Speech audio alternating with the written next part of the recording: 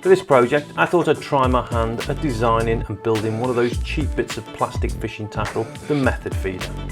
As usual, I'll be doing this in an over-complicated way, but in the hopes of turning a design prototype into something I can quickly and inexpensively reproduce with a mould and some liquid plastic.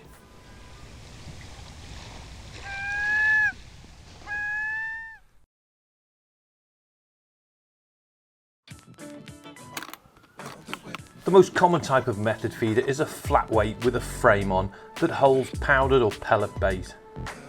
To use them, a main line, normally 8 to 12 pound, is threaded through the feeder.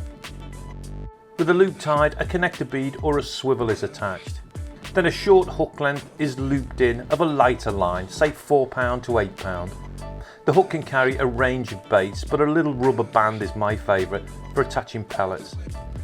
The hook is then dropped into a mould made to suit the feeder, and a mix of damp ground bait or soaked pellets is dropped on top. Then the feeder pushes the whole lot down. Once out the mould, you can give it a cast into your chosen lake. Then tighten up against the feeder until the rod tip bends round a little. On the bottom, the ground bait or pellets should soften further, and your hook bait will take pride of place on the dinner plate. Before long, the fish should come knocking, and then it's strike, have a bit of a play and net. Take a moment to perform some off-camera kisses before returning the fish. Species wise, anything is fair game, from little silvers to carp, bream, tench and the odd freak. That's the fish, not me. Design wise, to get to this point, I've been through a number of experiments, both with working and not so working prototypes, but the design I've ended up with has 4 main areas, starting with a non-toxic weight, which at 25 grams is under an ounce, but large enough for me to throw around the small ponds I fish. The weight connects to a plastic base, which in turn holds the parts that allows the line to pass through and make connections. Then finally, the wings, which help the bait grip the feeder. The main material I'm going to be using is polycarbonate sheet. This is something I regularly use for making lure lips and also more complicated components like this blade I made for a knife style lure. It's an incredibly tough material that's even used in the manufacture of bulletproof glass. But on the downside, it's pretty easy to melt when machining, so to keep the temperature down, I'm going to be using water as a coolant where I can. To get going, I need to make a base, and this is basically a disc with a hole through the centre and a recess on the underside to accept the weight and also prevent any line getting trapped between the two. I'm starting out on the drill press with a piece of 3mm polycarbonate. I've set this on a little block of alloy while I fill the baking tray with some water. First of all, I'm drilling a small pilot hole, and then I can come back with a 6mm bit and drill from both sides to keep the burrs down. I've modified all the bits I'm using to drill plastic by grinding back the rake angle to 0, which should prevent them grabbing the work and turning it into a weapon. Back with the work, I'm using an old countersink bit to create a chamfer on the hole. The reason I'm doing it by hand is the bit is a little wonky and would vibrate everywhere on the press. The chamfer is going to grip the weight when it's riveted into place for the final assembly. To make the recess on the underside to take the weight, I've switched to a Forstner bit, which I've also reground. I just need to slowly but steadily shave down the plastic, checking with the depth gauge on the calipers as I go, until I reach about 1.5mm. To actually cut the base free, I'm switching to a hole saw that I've also modified by replacing the central drill with some 6mm bar stock. I can use this to locate the piece with that central hole and then clamp everything up. Hopefully it won't do as much damage as a drill bit. To clean up those saw marks on the edge and the burrs, I can use a reasonably fine file. And then with a little of the thin solvent weld that's normally used for gluing Lexan, I can dab some on with an earbud to melt the rough edges smooth. And that's the first piece complete.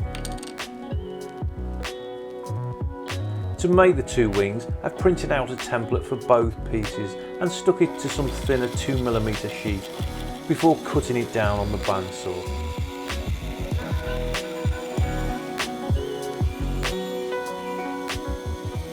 I can use a disc sander attachment on the lathe to bring it back near to the lines, before switching to a file and again tidying up and removing the burrs. And then using a centre punch, I can mark the holes. On a little miter saw I've made for trimming balsa, I can cut halfway through the part at the point where it will be cut through later. Back in the water, I'm drilling out with a pilot bit, and then I can switch to a 5mm wood bit and drill from both sides. To free the pieces, it's back on the miter saw.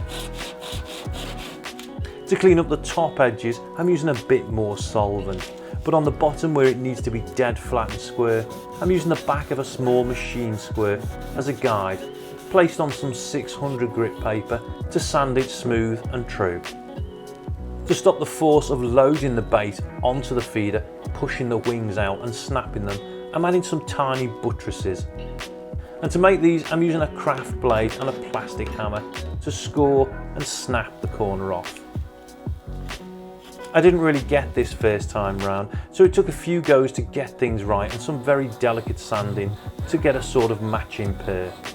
It was really while figuring out how to assemble the pieces that I noticed the top of the base was bowed, probably from the pressure of the drilling. Because I needed to give full contact between the wings and the base to glue them, I used the bandsaw table and some paper to sand it flat, and then worked through a few grades of paper before finally polishing it with a cotton mop. The last two permanent components on the base are holders for the line carrier tube and connector bead. To start with the larger of the two, I can cut a couple of strips from some 6mm polycarbonate sheet and glue these together using the solvent weld by smearing some on one face and then bringing the two pieces together. I'm also letting some seep in from the edges. I can then score a centre line and mark it with a punch. On the drill press, I've made a small pilot hole, and then I can come back with a 5mm bit and drill about 3/4 of the way through both pieces. Then changing to a smaller 3mm bit, I can drill through from the other side. This has made an internal shoulder to act as a stop for the tube that will hold the line. From there I can freehand the round over for the top and also that bit of angle on the back. Then it's time for a bit of a clean up with a file before cutting it free and finishing off with some more solvent.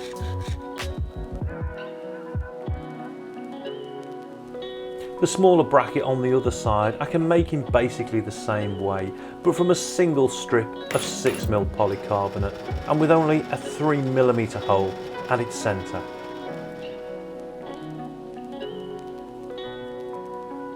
I'm starting out with the brackets and I can line these up with the help of a nail to place them over the centre hole. The small bracket I've actually turned around so the slope is facing inwards, and this is really just for aesthetics.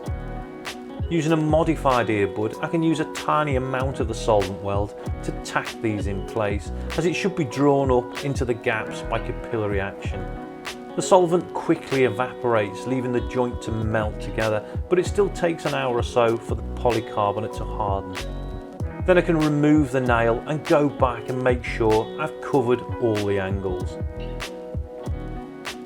The wings and their supports I can add in exactly the same way, although with the help of some tweezers as things get a bit fiddly.